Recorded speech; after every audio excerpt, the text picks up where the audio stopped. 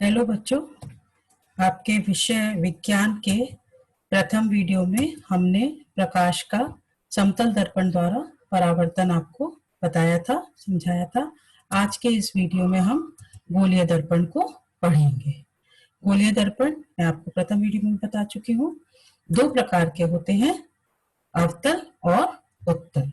अवतल दर्पण वो होते हैं जिनका कि अंदर का भाग परावर्तक तल के रूप में कार्य करता है, और उत्तल दर्पण वो होते हैं जिनका कि उभरा हुआ भाग परावर्तन तल के रूप में कार्य करता है।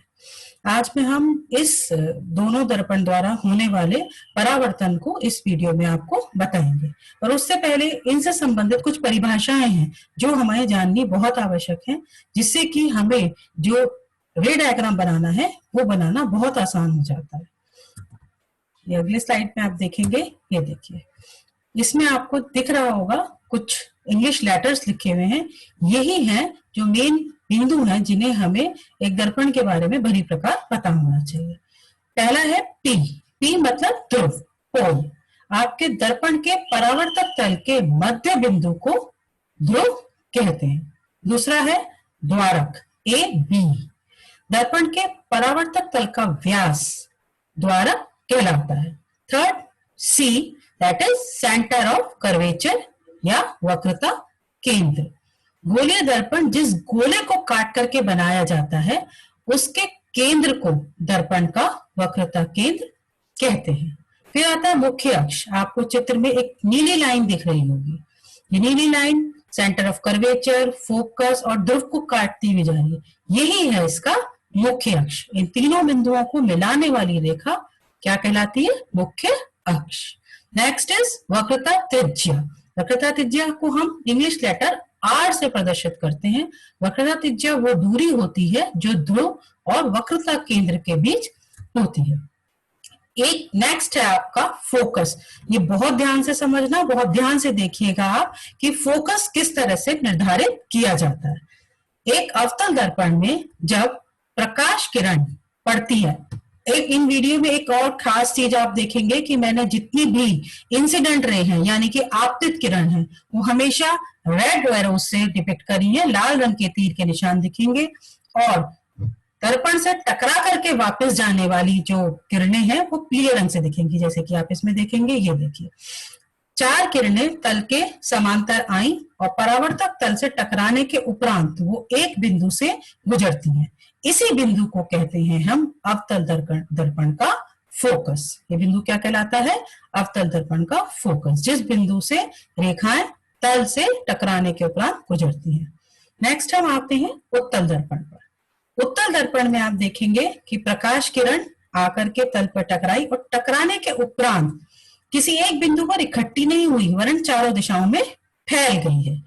और इसे अगर हम लैब में प्रैक्टिकल करेंगे तो आप ये देखेंगे कि ये किरण ऐसा लगता है कि किसी एक बिंदु से आती हुई प्रतीत होती है। वो कहलाता है उत्तल दर्पण का फोकस। अब इसमें एक और चीज आप देखोगे कि मैंने अवतल दर्पण के साथ एक शब्द लिखा है, अभिसारी दर्पण। देखिएगा, ये लिखा हुआ है अभिसारी दर्पण। अभिसारी क्या है? अभिसारी एक गुण है और अवतल क्या है? अवतल एक आकार, एक शेप का नाम है। जब भी आप ये दबी हुई शेप देखेंगे, अंदर गुफा वाली शेप देखेंगे, तो वो कहलाएगी अवतल। और अभिसारी क्या है? एक गुण है। ये गुण क्या कहता है कि समांतर आती हुई किरणों को एक जगह पर इकट्ठा करना। ये गुण क्या है? अभिसारी। इसीलिए इस दर्पण को अभिसारी दर्पण कहते हैं। इसी प्रकार उत्तल भी एक शेप है। ये उभरी हुई शेप जो आप देख रहे हैं, ये उत्तल शेप है, आकार है। और अपसारी एक गुण है, किसी तल पर पड़ने के उपरांत प्रकाश किरण का फैलना। जो भी परावर्तक तल होगा, अगर वो प्रकाश को फैला रहा है तो वो क्या कहलाएगा? अपसारी कहलाएगा। ये हुए इंपॉर्टेंट पॉइंट्स जो हमें एक दर्पण के बारे में पता होने चाहिए। अब हम आते हैं उन नियम पर जिनके आधार पर सभी रे डायग्राम्स बनाए जाते हैं। एक एक करके मैं आपको नियम बताऊंगी। पहले इसकी परिभाषा देख लेते हैं। मुख्य अक्ष के समांतर चलने वाली किरण दर्पण से परावर्तन के पश्चात मुख्य अक्ष के जिस बिंदु पर मिलती है अथवा मिलती हुई प्रतीत होती है, उस बिंदु को दर्पण का फोकस या फोकस बिंदु कहते हैं। अवतल दर्पण का फोकस वास्तविक होता है और दर्पण के सामने होता है। उत्तल दर्पण का फोकस आभासी और दर्पण के पीछे होता है। एक फोकस और दर्पण के बीच की दूरी को फोकस दूरी कहते हैं और ये हमेशा वक्रता त्रिज्या की आधी होती है। इसका सूत्र क्या है? F equal to R upon 2। Radius of curvature को 2 से डिवाइड करके आपको फोकस दूरी मिलती है। अब हम आते हैं नियम पर। रूल नंबर 1, नियम 1, जब भी प्रकाश किरण आपके मुख्य अक्ष के समांतर आएगी तो वो परावर्तन के उपरांत फोकस से गुजरती है। जब भी प्रधान अक्ष के समांतर किरण आती है तो वो परावर्तन के उपरांत फोकस से गुजरती है। जैसे कि आप देख सकते हो, रेड लाइन गई यहाँ पर और आफ्टर रिफ्लेक्शन वो फोकस से गुजरी। नेक्स्ट आप देखिएगा, एक प्रकाश किरण कहां से जा रही है? वक्रता केंद्र यानी कि सेंटर ऑफ कर्वेचर से जा रही है। अब ध्यान से देखना, आफ्टर रिफ्लेक्शन परावर्तन के उपरांत क्या होगा इस किरण का? देखिए येलो लाइन किधर गई? उसी रास्ते पर लौट गई। कहने का अर्थ है जब प्रकाश किरण वक्रता केंद्र से होकर के गुजरेगी तो उसी पथ पर वापस परावर्तित हो जाती है। तो ये आपके रूल नंबर 1 और 2 हो गए। अब हम आते हैं नियम 3 पर। नियम 3 में आप देखिएगा, प्रकाश किरण फोकस से जा रही है। जो रूल नंबर 3 है वो एक तरह से रूल नंबर 1 का अपोजिट है। अब क्या करा हमने? प्रकाश किरण को फोकस से गुजारा और ये मिरर से टकराने के बाद किधर गई? वापस समांतर हो गई किसके? मुख्य अक्ष के। तो मुख्य अक्ष से आने वाली किरण फोकस से गुजरती है और फोकस से आने वाली किरण टकरा करके मुख्य अक्ष से गुजर जाती है। ये हो गया आपका रूल नंबर 3। अब आता है नियम 4, रूल नंबर 4। जब प्रकाश किरण किसी ध्रुव से टकराएगी, P पॉइंट से टकराएगी, तो परावर्तन के उपरांत समान कोण पर वापस लौट जाती है। ध्रुव पर पड़ने वाली प्रकाश की किरण मुख्य अक्ष के साथ समान कोण बनाती हुई वापस परिवर्तित। ये 4 नियम है। ये 4 नियम आगे जितनी भी स्लाइड्स हैं, जितनी भी आपको दिखेंगी, जितनी भी हम रे डायग्राम बनाएंगे, इन 4 नियम में से कोई भी 2 नियम लागू कर करके आप कोई भी रे डायग्राम बना सकते हैं। देखिए, जैसे हमने ली फर्स्ट स्टेट आपकी पोजीशन नंबर 1, जिसमें हमने ऑब्जेक्ट को यानी कि वस्तु को अनंत पर रखा है। अब अनंत से आती हुई रेखाएं हम पहले देख चुके हैं। जब भी कोई रेखा समांतर आएगी तो कहां से निकलेगी? फोकस से गुजरेगी। देखिए, आफ्टर रिफ्लेक्शन परावर्तन के उपरांत ये फोकस से गुजरी और हमारी इमेज कहां बनी? फोकस पर। इमेज किस प्रकार की थी? वास्तविक और उल्टा। और कैसी है? वस्तु से बहुत छोटी, क्योंकि एक ही पॉइंट पर जाकर के सारी आपकी लाइंस मीट कर रही है तो वो एक बहुत ही छोटी इमेज बनेगी।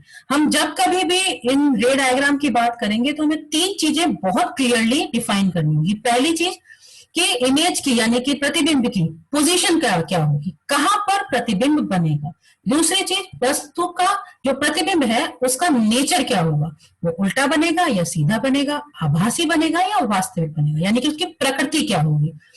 थर्ड, उसकी साइज क्या होगी, उसका साइज क्या होगा प्रतिबिंब का, छोटा, बड़ा, समान आकार का, उसका आकार पूरा। हमें ये 3 चीजें हमेशा डिफाइन करनी होगी। हम नेक्स्ट पोजीशन लेते हैं। जब हमने वस्तु को कहां रखा है?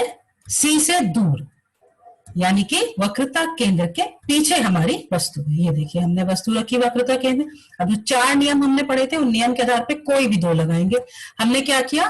पहली रेखा मुख्य अक्ष के समांतर ली, परावर्तन के उपरांत वो फोकस से गुजरी। दूसरी रेखा हमने वक्रता केंद्र से ली, परावर्तन के उपरांत वो उसी मार्ग पर वापस हो गई।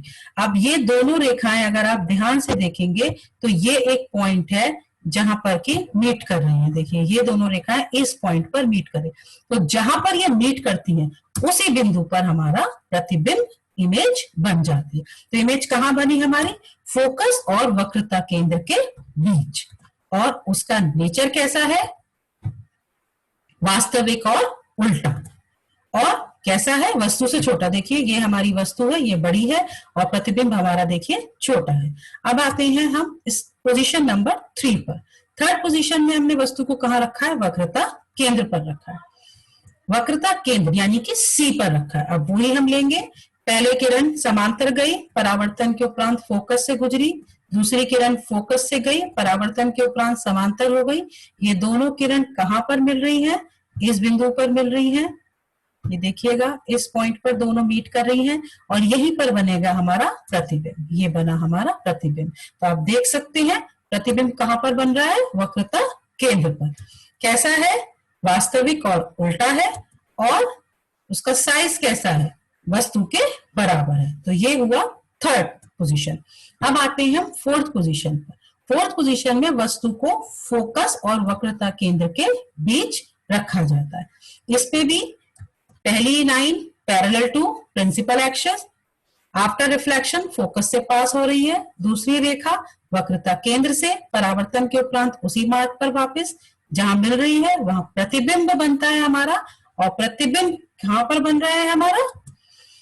सी से पीछे, वक्रता केंद्र के पीछे बन रहा है। और उसका आकार कैसा है?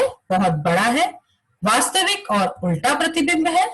अब आते हैं हम, this is your fourth number position. अब आते हैं हम स्थिति 5 पर, फिफ्थ पोजीशन पर। फिफ्थ पोजीशन में हमने वस्तु को कहां पर रखा है?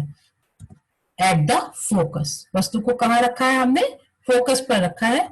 प्रथम किरण मुख्य अक्ष के समांतर, परावर्तन के उपरांत फोकस से गुजरेगी। द्वितीय किरण सेंटर ऑफ कर्वेचर से, परावर्तन के उपरांत उसी मार्ग पर वापस। अब आप इन दोनों पीली रेखाओं को ध्यान से देखिए तो ये एक दूसरे के समांतर हैं। ये दोनों रेखाएं समांतर हैं। ये इधर मिलेंगे। ऐसा लगता है कि कोई भी चीज समांतर मतलब बहुत दूर से कहीं से आ रही है, तो ये बहुत दूर कहीं जाकर मिलेंगी। और इसी के आधार पर हम ये कहते हैं कि इसमें प्रतिबिंब कहाँ बनेगा? अनंत में। प्रतिबिंब कहाँ बनेगा? अनंत में। और क्योंकि रेखाएं काफी ब्रॉड हैं, काफी चौड़ी हैं, तो इसलिए प्रतिबिंब वास्तविक और उल्टा बनेगा क्योंकि सामने ही बन रहा है। और प्रतिबिंब बहुत अधिक बड़ा बनेगा क्योंकि रेखाएं चौड़ी हैं, ब्रॉड है, तो दूर जाके कहीं मिलेंगी और प्रतिबिंब का आकार बहुत बड़ा हो जाएगा। अब आती है आपकी पोजीशन नंबर 6।